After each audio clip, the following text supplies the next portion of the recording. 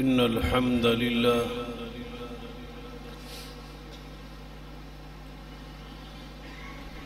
نحمده ونستعينه ونستغفره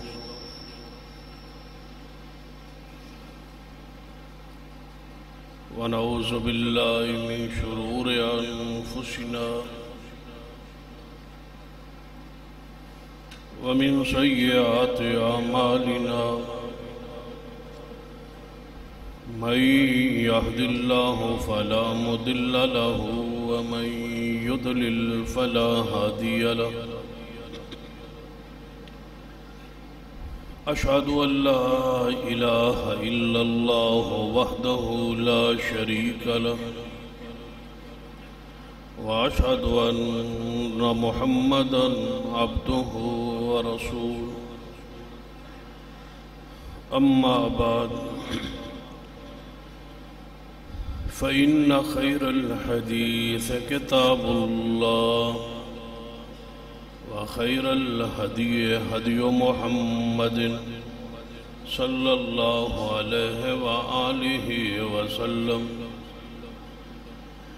وشر الأمور محدثاتها وكل محدثة بدعة وكل بدعة ضلالة أما بعد فأعوذ بالله السميع العليم من الشيطان الرجيم من همزه ونفخه ونفثه بسم الله الرحمن الرحيم إن عدة الشهور عند الله 12 شهرا في كتاب الله يوم خلق السماوات والأرض منها 4 حرم ذلك الدين القيم فلا تظلموا فيهن أنفسكم وقاتلوا المشركين كافة كما يقاتلونكم كافة واعلموا أن الله مع المتقين رب اشرح لي صدري ويسر لي أمري واحلل عقدة من لساني يفقهوا قولي رب زدني علما سبحان ربك رب العزة عما يصفون وسلام على المرسلين والحمد لله رب العالمين.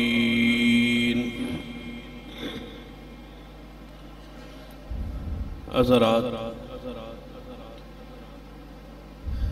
ماہ محرم شروع ہو چکے ہیں، جس دی آج پہلی تاریخ ہے۔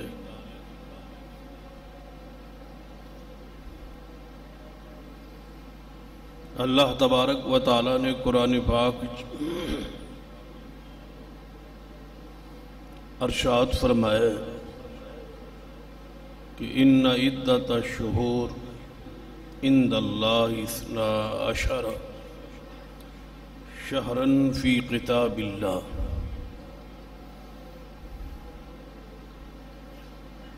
کہ جس دن آسمان و زمین پیدا ہوئے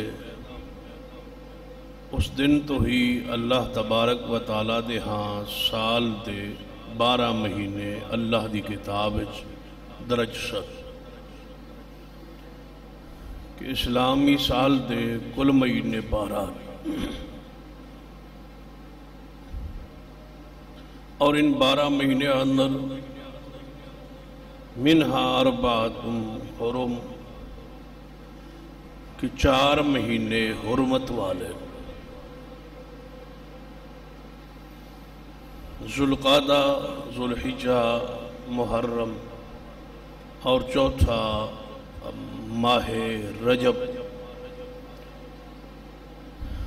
یہ 4 مہینے بالاتفاق حرمت والے۔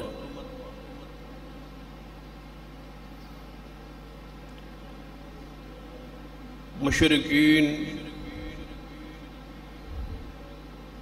یہود و نصارہ حرمت والے مہینے رد و بدل کر دے سن. کسی سال کوئی مہینہ حرمت والا ٹھہراندے سن، کسی سال کوئی. تو اللہ تبارک و تعالیٰ نے بذریعہ وحی وضاحت فرمات کہ اللہ دے ہاں سال 12 مہینے نے اور وہ 4 حرمت والے نے، اور اس دا تعین بھی محمد رسول اللہ صلی اللہ علیہ وسلم نے خود اپنی زبان جو ارشاد فرمایا کہ ذوالقعدہ، ذوالحجہ، محرم اور رجب. حرمت والے مہینہ دا تقدس شروع تو ہی لوگ اس کا خیال کرتے سن، اور جس نو حرمت والا مہینہ کہندے اور سمجھتے سن، اس مہینے جنگ و جدل، لڑائی، اس نو حرام سمجھتے سن، گناہ سمجھتے سن. کافر ہو کے، یہود و نصارہ ہو کے، مشرک ہو کے، پھر بھی حرمت والے مہینہ دا احترام کرتے سن. ساڑھے دل و دماغ جو ان 4 مہینے دی حرمت اور تقدس جو ہے وہ ختم ہو چکا ہے. ان مہینے اندر لڑائی، جھگڑا، فساد، قتل و غارت اگرچہ ہر مہینے ہی حرام ہے، منع ہے، لیکن ان مہینے خاص کر ان دی حرمت دا تقاضا ہے کہ ہر قسم دے جھگڑے تو، انسان لڑائی تو، فساد تو، قتل و غارت تو محفوظ رہے. ان 4 حرمت والے مہینے چو ایک حرمت والا مہینہ محرم ہے جو شروع ہو چکا ہے. اس نے محرم بھی اسی حرمت جس کے اندر قتل و غارت، لڑائی، فساد حرام ہے، اسی وجہ تو اس نو انعام ملے ہے. وجہ تسمیہ بھی یہی ہے کہ محرم ہے، حرمت والا، عزت والا مہینہ. اور اسی مہینے تو نبی علیہ السلام تو پہلے بھی محرم تو ہی سال دا پہلا مہینہ محرم نو ہی سمجھا جاتا. لیکن سیدنا عمر رضی اللہ تعالیٰ عنہ دے زمانہ خلافت ہے، سیدنا ابو موسیٰ اشعری رضی اللہ تعالیٰ عنہ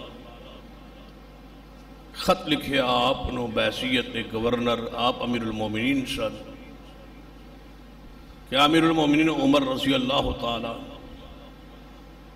تسی جدوں بھی کوئی خط سانو تحریر فرماندے ہو، خط بھیجتے ہو، تو اس خط اندر تاریخ تحریر نہیں ہوتی،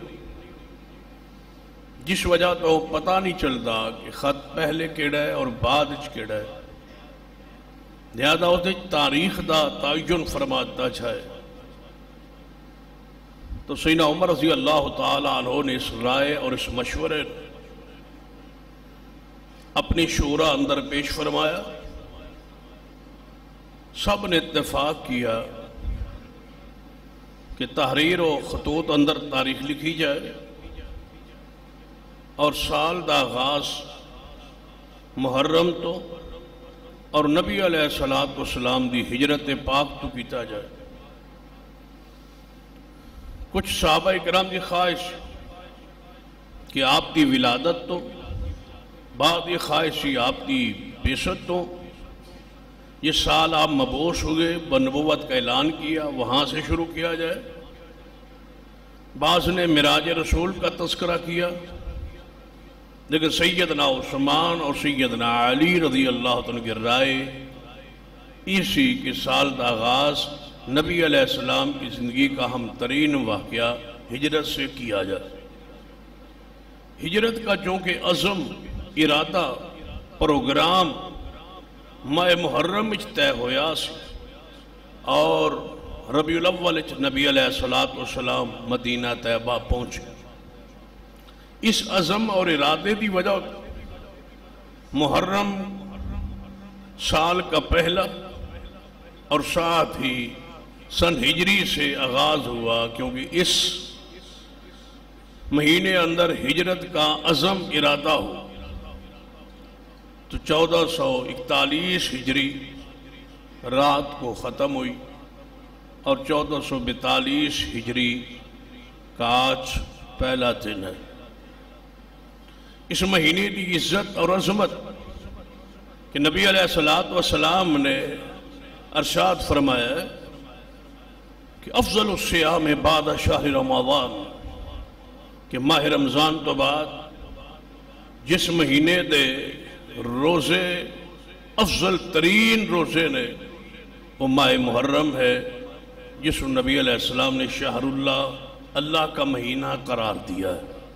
یہ مہینہ شہر اللہ ہے، اللہ کا مہینہ ہے، اس کی نسبت اللہ کی ذات کی طرف، جس طرح آپ کہتے ہیں کعبۃ اللہ، بیت اللہ، اسی طرح یہ ہے شہر اللہ، اللہ کا مہینہ ماہ محرم۔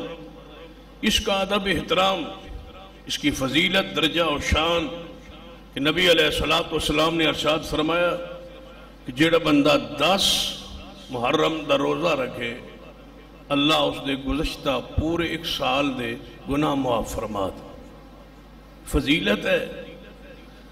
اس مہینے اندر جو کچھ کیتا جاندہ ہے وہ قرآن و حدیث وچ نہیں، اور جو قرآن و حدیث دی صلاۃ وذات عزت عظمت فضیلت بیان ہوئی ہے یا اس دے اعمال دا تذکرہ ہویا ہے، ان اعمال دی طرف ساری توجہ نے۔ نبی علیہ السلام یوم عاشوراء نو 10 محرم نو آپ نے فرمایا ھذا یوم صالح، یہ نیک دن ہے، یہ پاکیزہ دن ہے۔ کون سا؟ 10 محرم الحرام۔ یاد رکھی سیدنا حسین رضی اللہ تعالی عنہ، آپ کی شہادت حق ہے، کوئی شک نہیں، لیکن یہ سارے فضائل، سارے مناقب، سارے خصائل جو ماہ محرم دے بیان ہو رہے ہیں، اجے سیدنا حسین ابن علی دنیا میں موجود ہے، زندہ ہیں، آپ شہید نہیں ہوئے۔ شہادت کا دن اللہ کے ہاتھ ہوتا ہے، لیکن نبی علیہ السلام نے بیان نہیں کیا، لہذا یہ فضائل سارے دے سارے جو کچھ بیان ہوئے واقعہ کربلا سے 60 سال پہلے یہ بیان ہو رہے، یعنی اس واقعے کے ساتھ اس فضیلت کا، اس کی عظمت کا یہ الگ بات ہے کہ ایک بندہ جمعے دی فضیلت اسلام میں موجود ہے، ایک بندہ جمعے والے دن فوت ہو جائے تو کی کہو گے کہ بڑا خوش نصیب سی کہ بڑے اہم دن فوت ہوئے۔ ایک بندہ جمعرات نو فوت ہو جائے، نبی علیہ السلام فرمایا اللہ اس کو عذاب قبر تو بچا لے گا، تو کی کہو گے بڑا خوش نصیب سی یار جمعرات والے دن فوت ہو۔ سیدنا ابو بکر صدیق رضی اللہ تعالیٰ عنہ دی خواہش چاہت تمنا سی کہ میری موت سوار نو ہے، اس لیے کہ نبی علیہ السلام سوار کو فوت ہوئے، یہ خواہش یہ چاہت۔ اسی طرح احرام کی حالت میں کسی کو موت آ جائے، بڑا خوش نصیب سی بیت اللہ جاتے ہوئے شیخ جناب فوت ہو گئے۔ یہ شخص حالت نماز میں فوت ہو جائے تو اس کی عزت عظمت ہے، اس لیے کہ وہ نماز میں سجدے میں قیام میں رکوع میں فوت ہوا۔ 10 محرم کی فضیلت الگ موجود ہے، ثابت ہے۔ اس دن سیدنا حسین ابن علی کی شہادت ہونا یہ ہے کہ بڑے شرف ہے، عزت ہے، کہ بڑا عزت والا پاکیزہ دن ہے جس دن حسین ابن علی رضی اللہ تعالیٰ عنہ شہید ہوئے۔ لیکن آپ کی شہادت کے ساتھ اس کی فضیلت کا تعلق جوڑنا یہ نہیں ہے۔ غور فرمائیے نبی علیہ السلام اس دن دے بارے سننا ھذا یوم نجی اللہ، یہ وہ دن ہے 10 محرم کا جس دن اللہ نے نجات دی بنی اسرائیل من عدوہم، بنی اسرائیل کو ان کے دشمن فرعون سے نجات دی۔ یہ وہ دن ہے کہ موسیٰ علیہ السلام پار گزرے، فرعون دریا سمندر میں غرق ہوا، یہ وہ عظیم دن ہے۔ یہ کس نے بیان کیا؟ محمد رسول اللہ صلی اللہ علیہ وسلم۔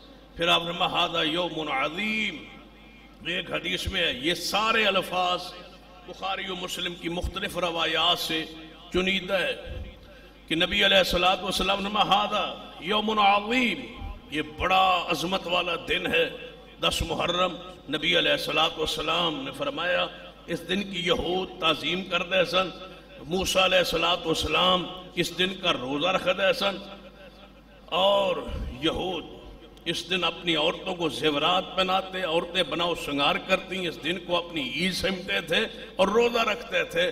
یہ یہودیوں کے طریقہ تھا۔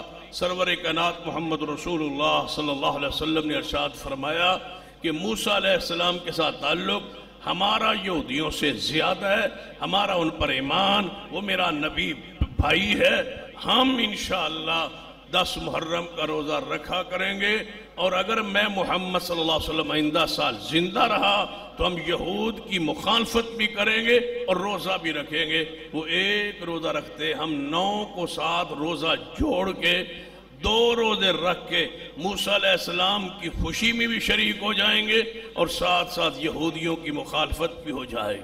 نبی علیہ السلام، لیکن اللہ کا امر کہ آئندہ سال ماہ محرم آنے سے پہلے نبی علیہ السلام دنیا سے چلے گئے، اور ایک حدیث میں یہ بھی صراحت موجود ہے کہ نبی علیہ السلام کے زمانے میں 10 محرم نو بیت اللہ کا غلاف تبدیل ہوتا تھا، بیت اللہ کا غلاف بدلتے تھے، تبدیل ہوتا تھا۔ آج رواج ہے کہ 9 ذی الحجہ کو، یوم عرفہ کو، سارے حجاج وہاں ہوتے ہیں عرفات میں، بیت اللہ خالی ہوتا ہے اور وہاں تبدیل کرنا آسان ہوتا ہے، غلاف رش نہیں ہوتا، بھیڑ نہیں ہوتی، تو وہ اپنا بیت اللہ کا غلاف تبدیل کر دے۔ لیکن نبی علیہ السلام کے زمانے میں اور خلفائے راشدین کے زمانے میں 10 محرم کو اہتمام انسلام ہوتا کہ بیت اللہ کا غلاف ہم تبدیل کریں، تو ماہ محرم کی بدعات اور خرافات سے اپنے آپ کو بچائے۔ سب سے بری بدعت ماہ محرم دے اندر جو ہے وہ ہے صحابہ کرام کی تنقیص، صحابہ کرام پر تبرہ، صحابہ کرام کو برا کہنا، یہ حرام ہے۔ نبی علیہ السلام کا حکم ہے اکرموا اصحابی، میرے صحابہ کی عزت کرو، میرے صحابہ کا احترام کرو، میرے صحابہ کا ادب کرو۔ لا تسبوا اصحابی، میرے صحابہ پر سب و شتم نہ کرو، میرے صحابہ کو تار و تشنیع کا نشانہ نہ بناؤ، میرے صحابہ کے مقام کی طرف انگلی نہ اٹھاؤ۔ لا تسبوا اصحابی، میرے صحابہ کو برا بلا نہ کہو۔ ماہ محرم کی دوسری بدعت جو ہے وہ اس مہینے کو سوگ کا مہینہ سمجھا جاتا ہے کہ یہ سوگ کا مہینہ ہے۔ ایسا کوئی تصور اسلام میں نہیں ہے۔ جب یہ سارے محرم کے فضائل، مناقب، شمائل بیان ہو رہے سن، اس وقت یہ اعلان ساتھ ہو چکا تھا کہ الیوم اکملت لکم دینکم، الیوم اکملت لکم دینکم واتممت علیکم نعمتی ورضیت لکم الاسلام دینا۔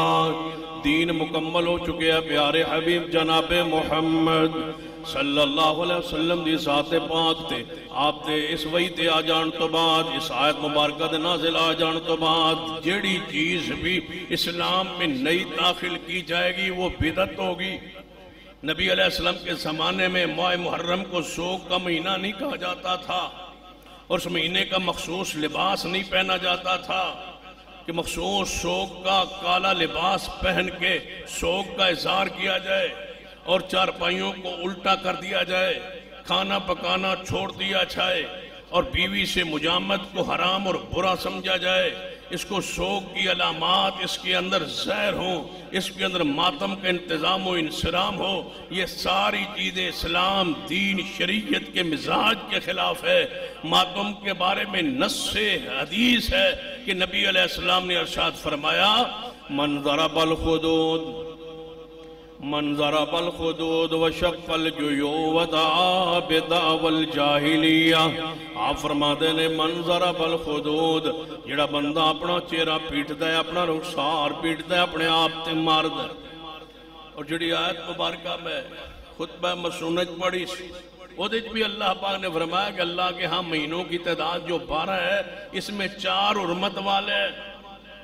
ذالک الدین القیم، یہ سیدھا سادہ، یہ تمہارا دین ہے، یہ صاف ستھرا تمہارا دین ہے، اس کے اندر رد و بدل نہ کرو، مہینے کے نام نہ بدلو، مہینوں کی ترتیب نہ بدلو۔ اور آگے فلا تظلموا فيهن انفسكم، ان 4 حرمت والے مہینوں میں اپنی جانوں پہ ظلم نہ کرو. فلا تظلموا فيهن انفسكم. سورۃ التوبہ قرآن پاک کی صراط و وسعت ہے. فلا تظلموا فيهن انفسكم. ان 4 حرمت والے مہینوں میں یعنی ماہ محرم میں اپنی جانوں پر ظلم نہ کرو. گناہ کر کے، قتل و غارت کر کے، فساد کر کے، کسی سے لڑ کے جھگڑ کے، کسی کو تھپڑ مار کے، کسی کو برا کہہ کے، فلا تظلموا فیہن انفسکم، اپنی جانوں پہ ظلم نہ کرو ان 4 مہینوں میں. جب دوسروں پہ ظلم کرنا حرام ہے تو اپنے نفس پر، قرآن تو کہتا ہے اپنی جان پر ظلم نہ کرو. اپنے آپ کو تھپڑ مارنا، اپنے آپ کے سینہ کو بھی کرنا، اپنے آپ کو زنجیر مارنا، اپنے آپ کو چھری اور بلیڈ مارنا، اپنے آپ کو زخمی کرنا، فلا تظلموا فیہن انفسکم کے تحت آتا ہے یا نہیں آتا؟ قرآن کی واضح آیت ہے کہ اپنی جانوں پہ محرم کے مہینے میں ظلم نہ کرو. اس سے بڑا ظلم کیا ہوگا کہ اپنے آپ کو بندہ لہولہان کرے.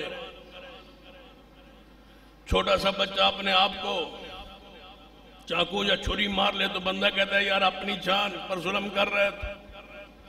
جو اعلانیہ چوکوں چوراہوں پہ ظلم کر رہے اپنی جان پر،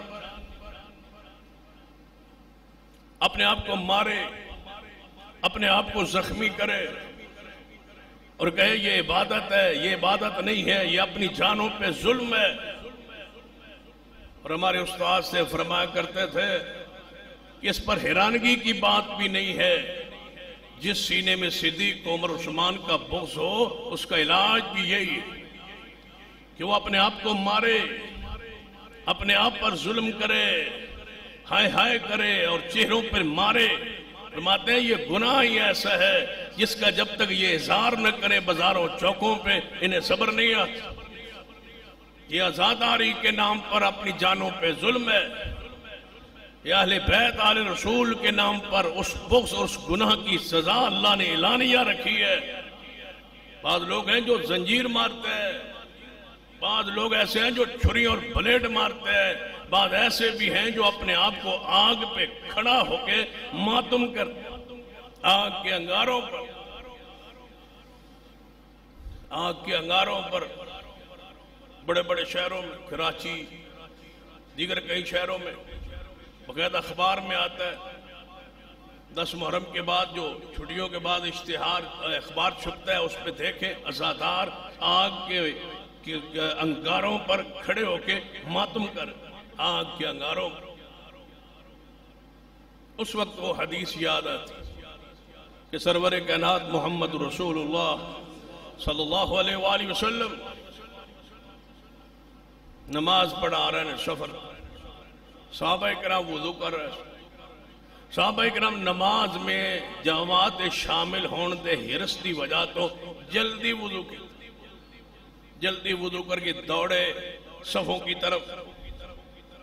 تو نبی علیہ السلام مصلی امامت میں تھے، آپ نے صحابہ کو آتے دیکھا، اتنا جلدی وضو کیا کہ ایڑیوں کی کچھ جگہ خشک رہ گئی. ایڑی کی تھوڑی تھوڑی جگہ کوئی ناخن کے برابر، کوئی اس سے زیادہ.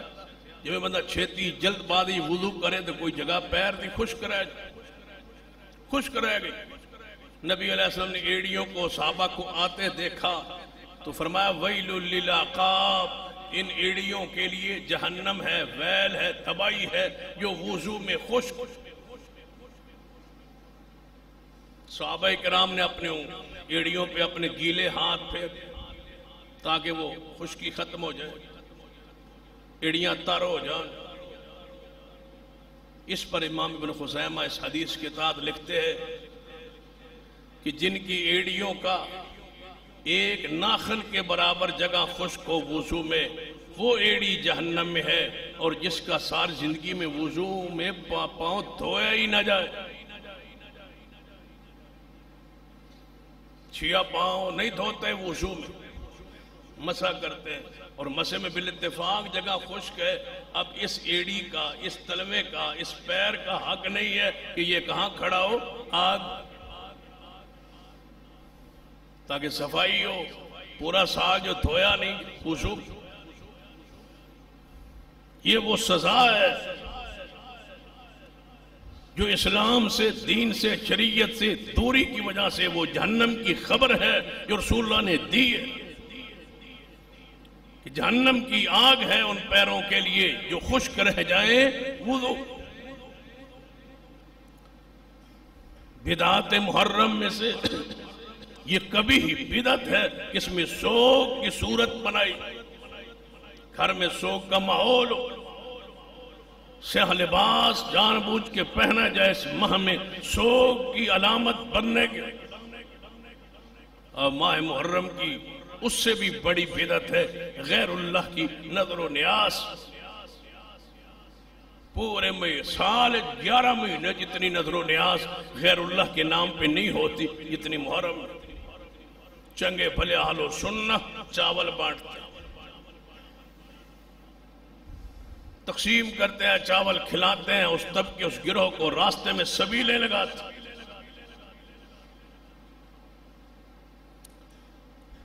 کہ یہاں سے جلوس گزرے گا، برآمد ہوگا، یہ سبیل ہے، یہ پانی پیے، گزریں گے وہ جو صدیق کو گالیاں دیتے ہیں، پانی پلائے گا وہ جو صدیق کے ادب و احترام کرتا۔ رسول رحمت کی حدیث یاد نہیں؟ آپ نے کیا ارشاد فرمایا؟ لعنت ہے اس شخص پر جو میرے صحابہ کو برا کہتے۔ رسول اللہ کی حدیث ہے اذا رأیتم الذین یسبون اصحابی فقولوا لعنت اللہ علی شرکم، جب تمہاری نظر ایسے گروہ، ایسے لوگوں پر پڑے جو میرے صحابہ کو برا کہتے ہیں تو تم یہ کہو لعنت اللہ علی شرکم، تمہارے اس برے نظریے اور عقیدے پر تم پہ اللہ کی لعنت۔ رسول اللہ صلی اللہ علیہ وسلم کا تو یہ فرمان ہے کہ بے ان پر لعنت پہ۔ غیر اللہ کی نیاز سب سے زیادہ ماہ محرم میں ہوتی۔ سیدنا علی رضی اللہ تعالیٰ کا قول پڑھ، قول نئی حدیث ہے، اور قول اس حدیث کے راوی سیدنا علی فرماتے ہیں لعن اللہ من ذبح لغیر اللہ، مسلم میں حدیث، لعنت ہے اس شخص پر اللہ کی جو اللہ کے علاوہ کسی اور پہ نہ جانور ذبح کر۔ نبی علیہ السلام کی صراط اور وضاحت کہ اللہ کی لعنت ہے اس پر، اور قرآنی نص ہے انما حرم علیکم المیتۃ والدم ولحم الخنزیر وما اہل بہ لغیر اللہ۔ مردار، دم مسفوح، خون بہتا ہوا، خنزیر کا گوشت اور غیر اللہ کی نیاز تم پہ حرام ہے، اللہ کے علاوہ جس کے نام پر ہو، وہ اللہ والوں کے نام پر ہو یا بت کے نام پر ہو۔ بت بھی بنتے تھے اللہ والوں، ایویں کوئی بتوں کی پوجا نہیں کرتا تھا، پتھر لے کے گھڑ کے پوجا شروع، پتھر کے پیچھے تصور ہوتا تھا یہ ولی اور نبی کی تصویر اور بت۔ جو چیز اللہ کے علاوہ، وہ دیگ، وہ چاول، وہ شرینی، وہ مٹھائی، وہ پانی، وہ بکرا، وہ چھترا، وہ مرغا، جو اللہ کے علاوہ کسی کے نام پہ منسوب ہو جائے وہ چلتا پھرتا حرام ہے۔ اس پر اللہ کا نام لے لے تب بھی وہ حلال نہیں ہوتا۔ حلال ہونے کے لیے شرط ہے وہ اللہ کے علاوہ کسی نام پر منسوب نہ ہو۔ جس کو زندہ کہہ دیا یہ علی اصغر کا ہے، یہ علی اکبر کا ہے، یہ فلاں کی سبیل ہے، یہ فلاں کے واسطے ہے، یہ فلاں کے قرب کا ہے، یہ فلاں بزرگ کا ہے، فلاں پیر کا ہے، گائے اس کی، مال اس کا، یہ کٹا اس کا، یہ بکرا اس کا، یہ مرغا اس کا، اب جیتا جاگتا پھرتا وہ حرام ہے، وہ ذبح نہیں ہو سکتا، اس پر اللہ کا نام نہیں لیا جا سکتا، اس لیے کہ وہ حرام ہو چکا۔ گدھا حرام ہے، اس پر اللہ کا نام نہیں لیا جائے۔ غیر اللہ کا ذبح، غیر اللہ کے نام منسوب جانور حرام ہو گیا، اب اس پر اللہ کا نام نہیں لیا جا سکتا۔ لوگ کہتے ہیں جی وہ محرم ہے، وہ دے گئے، اب کیا کریں؟ کتنے سیانے ہیں وہ جو اپنے دروازے پہ، تیرے دروازے پہ چاول لے کے آ گئے، گوانڈی ہیں جی، پڑوسی ہیں جی، تعلق ہے جی، رشتہ دار ہیں جی، نانی ہے جی، دادی ہے جی، خالہ ہے جی، پھوپھو ہے جی، رشتہ داری ہے ان سے، وہ دے گئے، کیا کریں؟ کھائیں گے نہیں، رکھ چھوڑیں گے۔ ابراہیم علیہ السلام بت خانے میں داخل ہو کے کھایا تھا، شرینی کو چکھا تھا، لے لیا تھا، بے شمار چیزیں پڑی تھی سامنے، کیا کہا تھا؟ تم کھاتے کیوں نہیں؟ پھر فرمایا تم بولتے کیوں نہیں؟ پھر توڑ کے رکھ دیا تھا۔ نبی علیہ السلام نے یہ فرمایا کہ قبروں کے چڑھاوے کھا لو پی لو، تمہارے لیے جائز ہے۔ رسول اللہ نے یہ فرمایا۔ آپ کے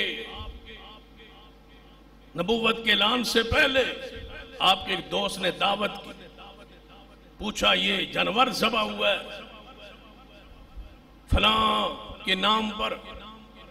رسول اللہ نبوت کے اعلان سے پہلے وہاں دعوت پہ تشریف لے گئے، گوشت کا پوچھا، کھڑے ہو گئے، فرمایا میں محمد غیر اللہ کے ذبیحہ نہیں کھایا کرتے۔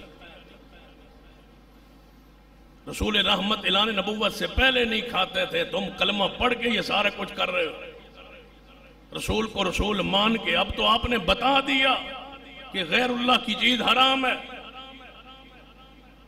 چاول کیسے عمدہ کیوں نہ ہو، کتنی خوشبو اور کیوں نہ آ رہی ہو، کتنی تمہیں بھوک کیوں نہ لگی ہو، یہ غیر اللہ کی نیاز خنزیر سے اوپر درجے کی حرام۔ خنزیر کا گوشت اتنے حرمت میں نہیں ہے جتنی یہ چیز حرمت میں، کیونکہ اللہ نے خنزیر کی گوشت کا ذکر پہلے کیا اور اس چیز کا ذکر بعد میں کیا۔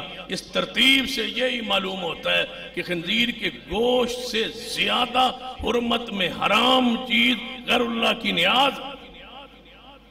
فَمَنِ اسْتُرَّ غَيْرَ بَاغٍ وَلَا عَادٍ، ہاں قرآن نے کہا مجبور ہو جائے، مر رہا ہے، جا رہا ہے، جان نکل رہی ہے، حلال چیز ہے کوئی کھانے کے لیے، اور بندہ جان تے بچا نہیں، حرام پڑا ہے۔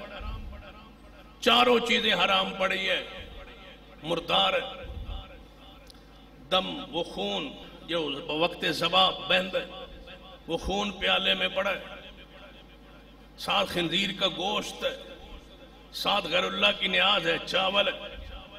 اب جان بچانی ہے، دو لقمے لینے ہیں جان بچانے کے لیے، فَمَنِ اسْتُرَّ، قرآن نے اجازت دی ہے۔ جا رہے ہو، مر رہے ہو، آخری سانس ہے تو جان بچانے کے لیے 2-3 لقمے لے لو جس سے جان بچ جائے اور تم حلال چیز تک پہنچ جاؤ۔ وہ 4 چیزیں حرام میں سے کوئی چیز پڑی ہے تو چند لقمے 2-4 لقمے کھا لو مجبوری میں، یہ تمہاری حالت کیفیت۔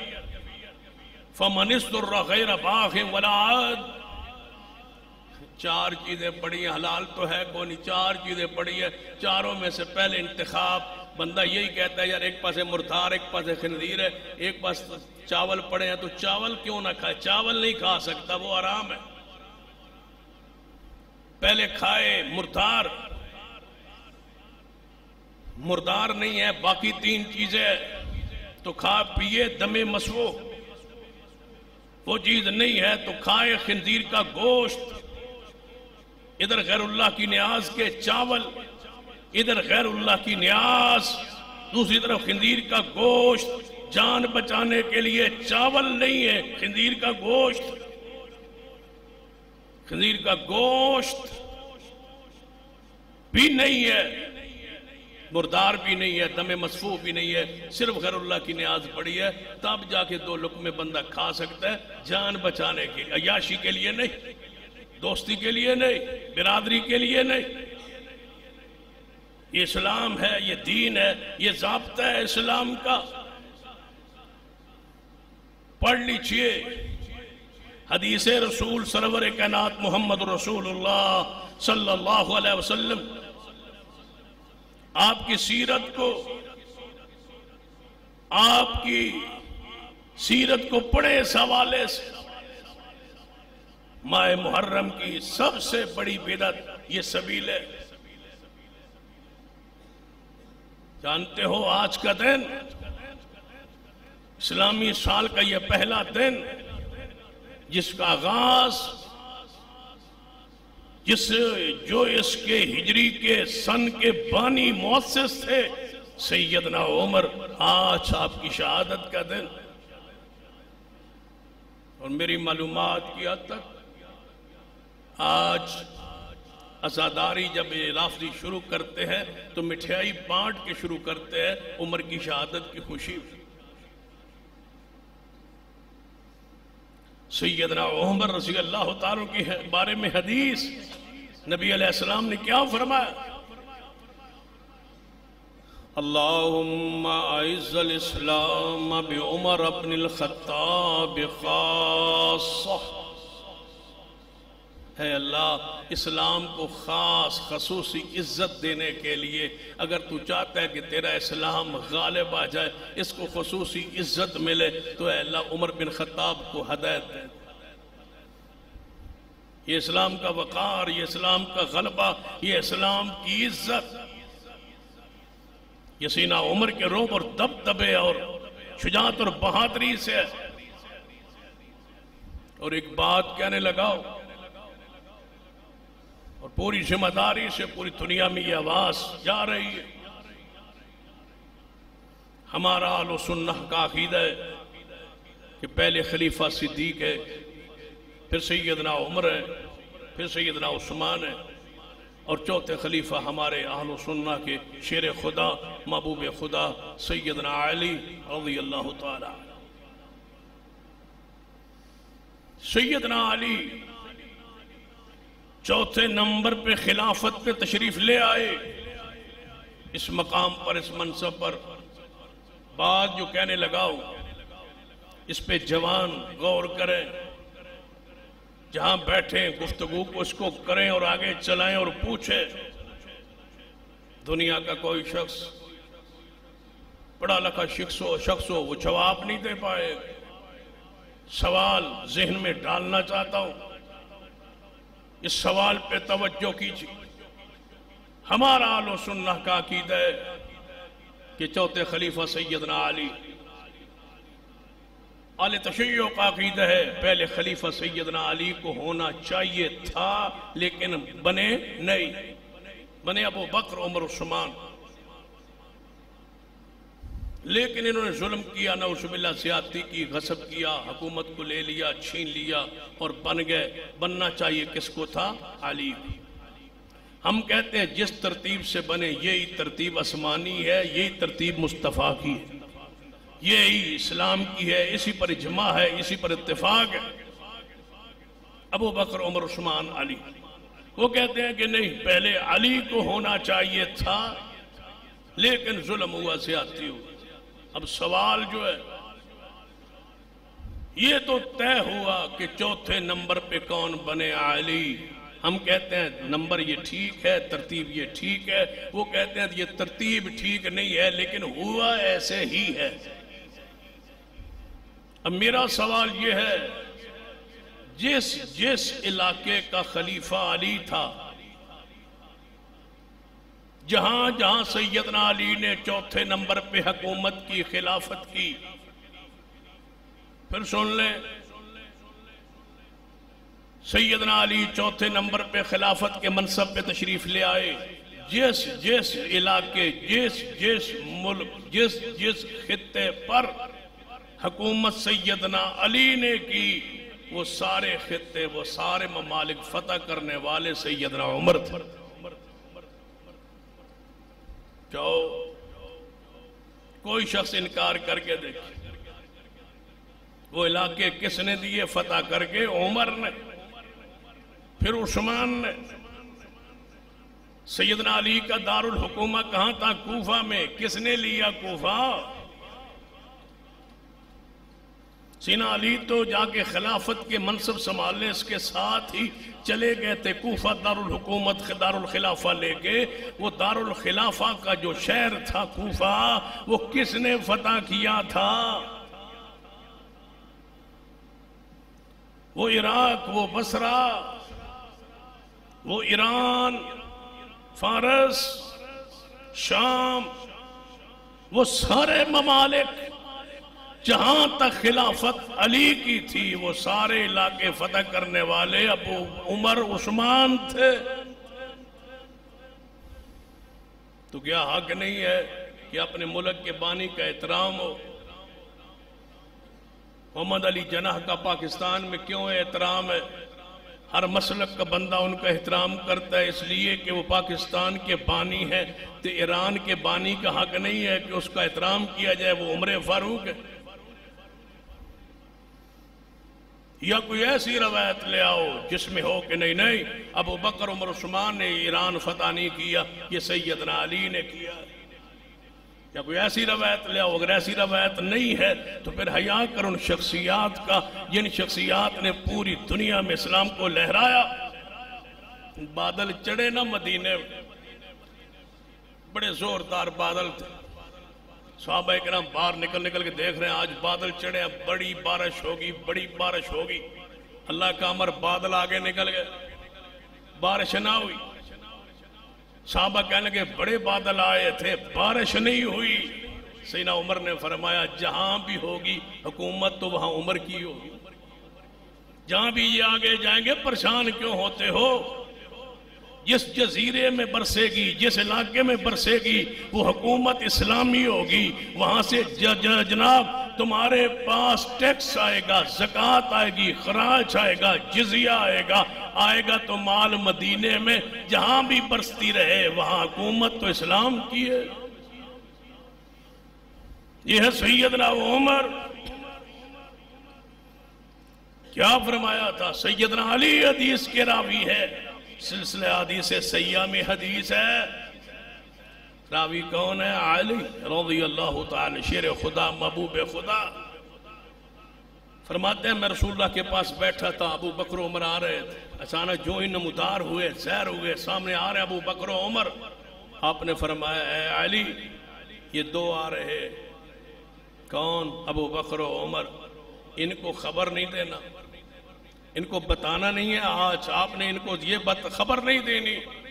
میں آپ کو ایک حدیث سناتا ہوں اے علی، لیکن آج ابو بکر و عمر کو نہ بتانا،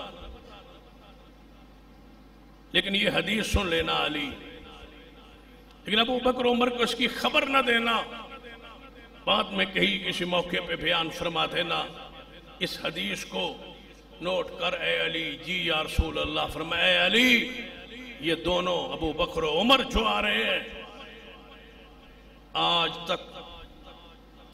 تک پہلوں میں جتنے آدم سے لے کر آج تک اور آج سے لے کر قیامت تک جتنے میری امت کے پہلے پچھلے بوڑھے عمر میں بڑی عمر میں فوت ہوں گے ان سب کے سردار جنت میں ابو بکر و عمر ہوں، چاہے پہلوں میں ہوں چاہے پچھلے میں ہوں، سوائے نبیوں اور رسولوں کے جو شخص بھی بڑی عمر میں فوت ہوگا اس کے سردار ابو بکر و عمر ہوں گے، اور جو جوان فوت ہوگا اس کے سردار میرے نواسے حسن و حسین ہوں۔ لیکن آج حسن و حسین کی حدیث وہ یاد ہے کہ وہ جنت کے نوجوانوں کے سردار ہیں، ہمارا ایمان ہے یہ حدیث ہمارے ماتھے کا جھومر ہے، لیکن یہ بھی حدیث سلسلہ حدیث سیاہ میں ہے کہ بوڑھوں کے سردار ابو بکر و عمر ہوں گے، جو دنیا میں بڑی عمر میں فوت ہوں گے ان کی سرداری جنت میں ابو بکر و عمر کے پاس ہوگی۔ سیدنا عمر، عبداللہ بن عمر فرماتے اللہ کی قسم کئی مرتبہ ایسا ہوا صحابہ نے کچھ رائے دی، عمر نے کچھ رائے دی۔ پھر غور کرنا ابن عمر فرماتے ہیں کئی مرتبہ ایسا ہوا کہ صحابہ سارے ایک طرف تھے، اکیلے عمر ایک طرف تھے. رسول اللہ نے کوئی رائے لی، کوئی مشورہ لیا، سارے صحابہ ایک طرف ہوتے، عمر اکیلا ایک طرف ہوتا، اور سب کی رائے مختلف ہوتی، ایک طرف ہوتی، اکٹھی ہوتی، ایک جیسی ہوتی. عمر کی رائے بعض دفعہ مختلف ہوتی، اکیلے کی مختلف ہوتی. آسمان سے پھر وہی آتی جو عمر کی رائے ہوا کرتی. اس لیے رسول اللہ نے فرمایا ہر امت میں ایک شخص ہوتا ہے جسے الہام ہوتا ہے، جسے اللہ کلام جس کے دل میں القاء کرتا ہے، الہام کرتا ہے. میری امت میں ایسا کوئی ہے تو وہ عمر ہے. لیکن آج کل ننگیاں گالی ہیں نعوذ باللہ سینہ عمر کی. کوئی قانون، کوئی ضابطہ حرکت میں نہیں آتا.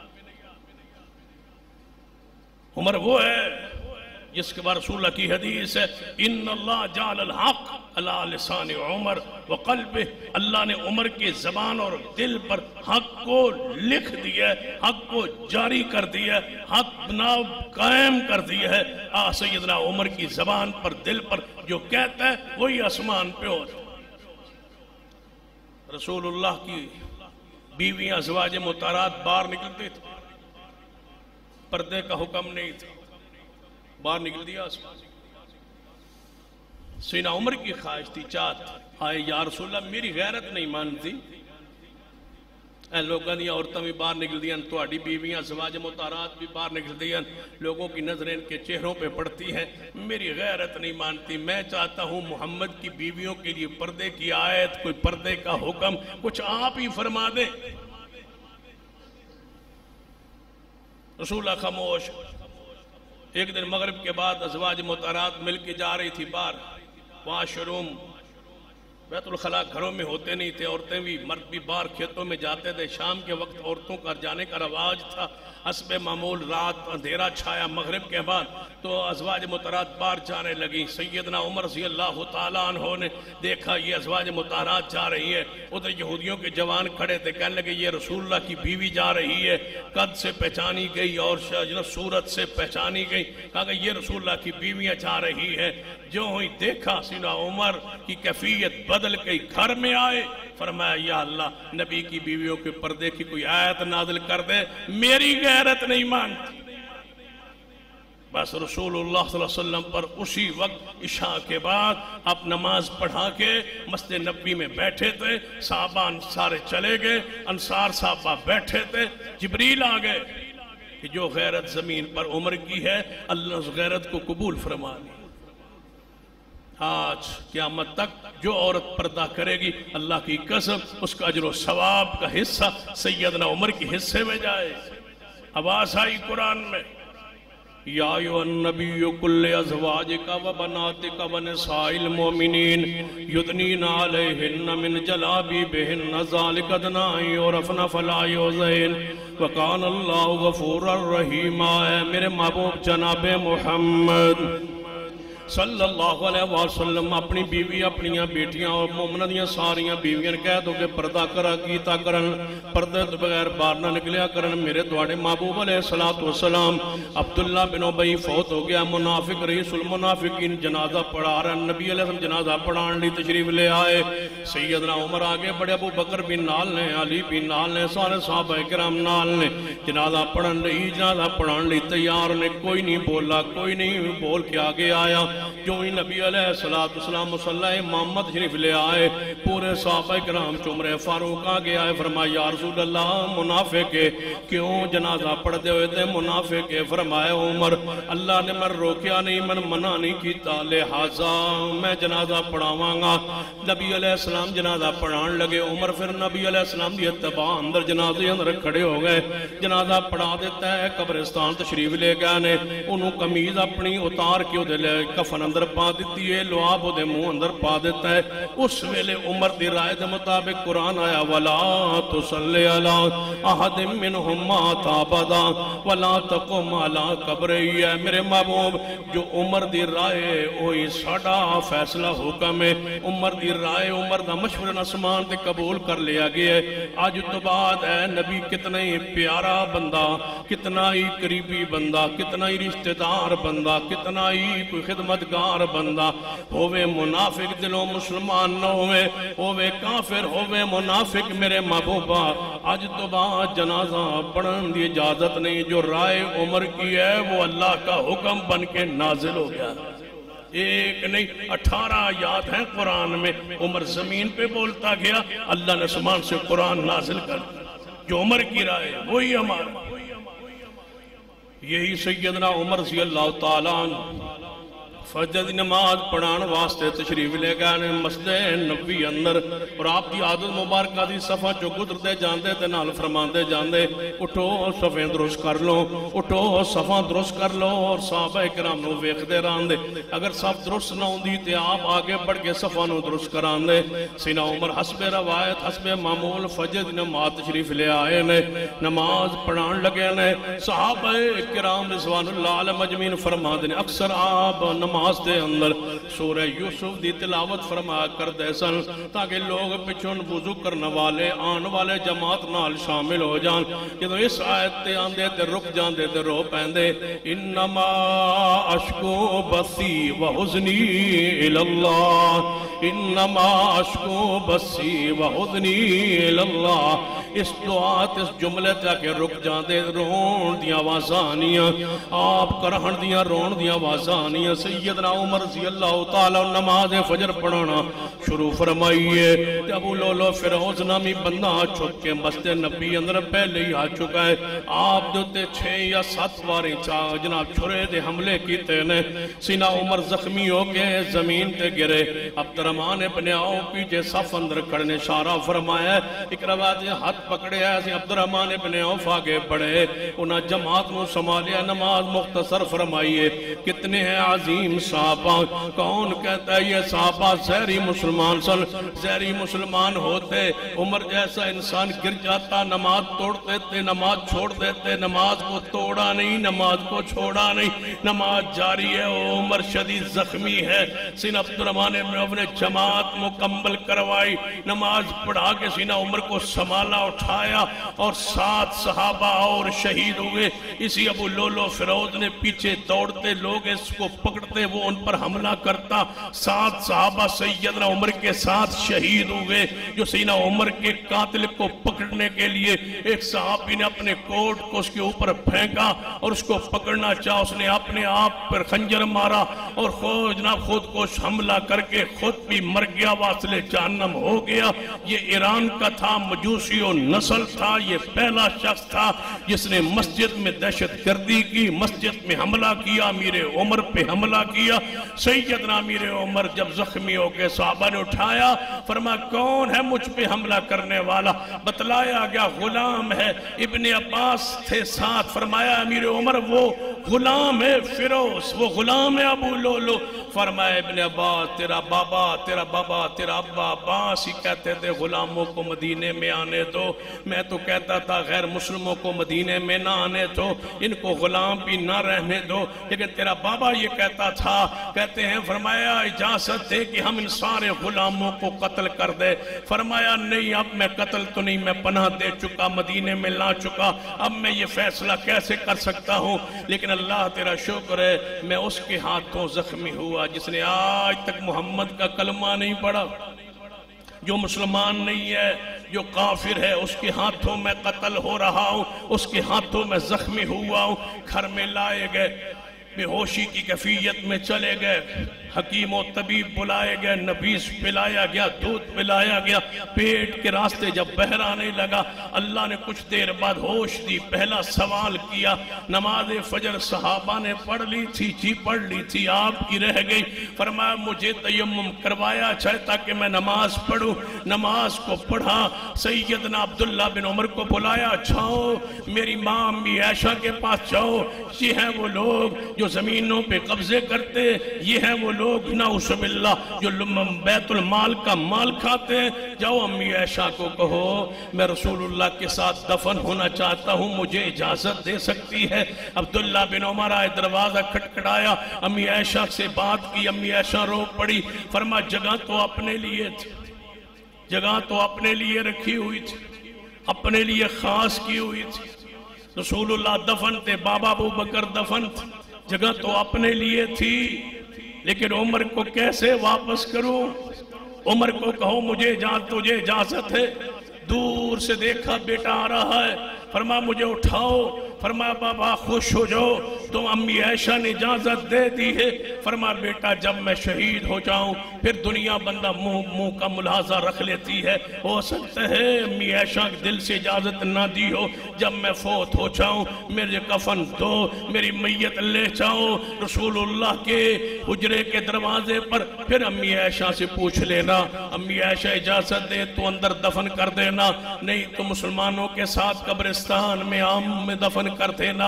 یہ قبر کی جگہ نہیں لیتا، یہ پیسے کیسے لیتا ہے؟ فرمایا 86,000 کے قریب مجھ پر قرض ہے.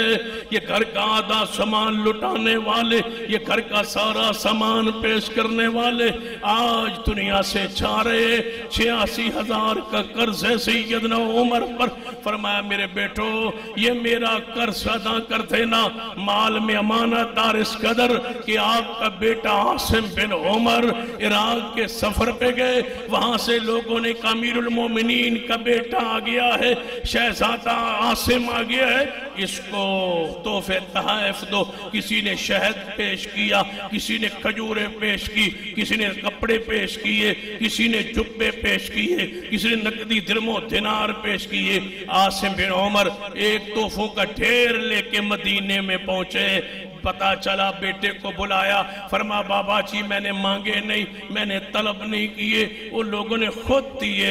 فرمایا اگر تو عمر کا بیٹا نہ ہوتا، اگر تو امیر المومنین کا بیٹا نہ ہوتا، مدینے سے لوگ عراق جاتے ہیں کوئی تحفے تحائف نہیں دیتا، تجھے ملے ہیں امیر کا بیٹا، امیر المومنین کا بیٹا، حاکم کا بیٹا، خلیفے کے بیٹا ہونے کے ناطے ملا ہے.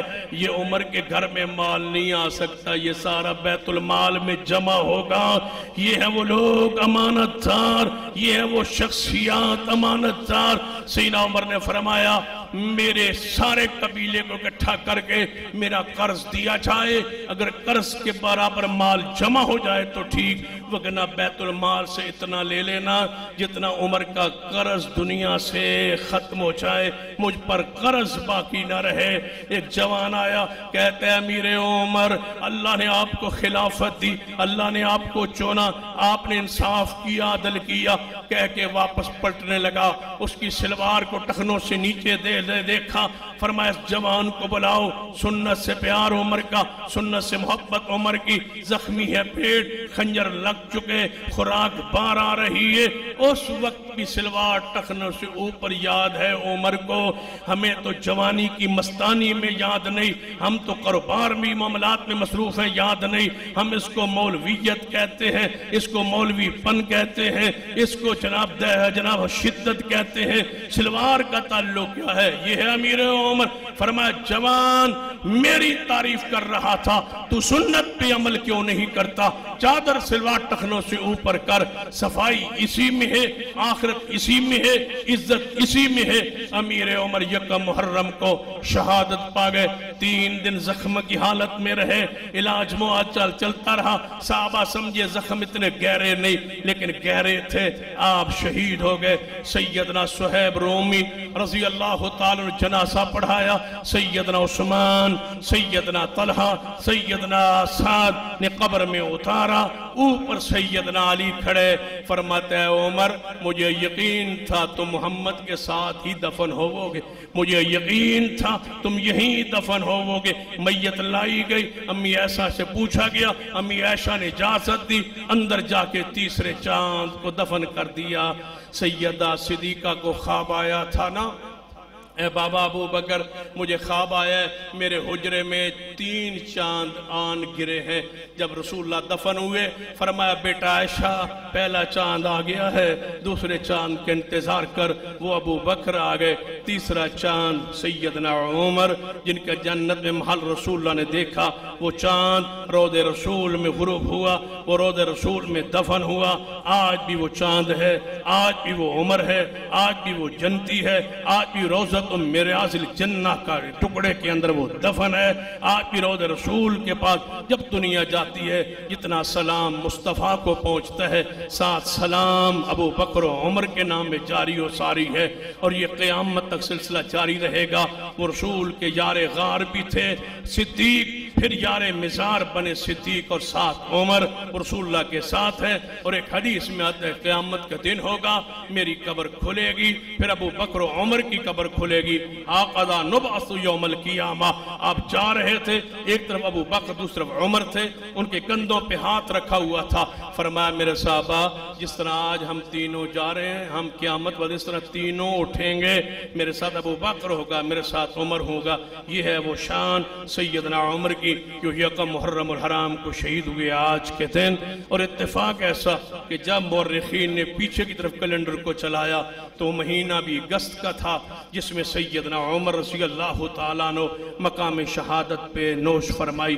مہینہ بھی یہی تھا جو آج ہمارے انگریزی مہینے چلتے ہیں، اور یکم محرم بھی تھی. سیدنا عمر رضی اللہ جام شہادت نوش فرما گئے. اللہ ہمیں ان سے محبت عقیدت نصیب فرمائے. اقول قولی ھذا واستغفر اللہ لی ولکم ولسائر المسلمین وآخر دعوانا الحمدللہ رب العالمین.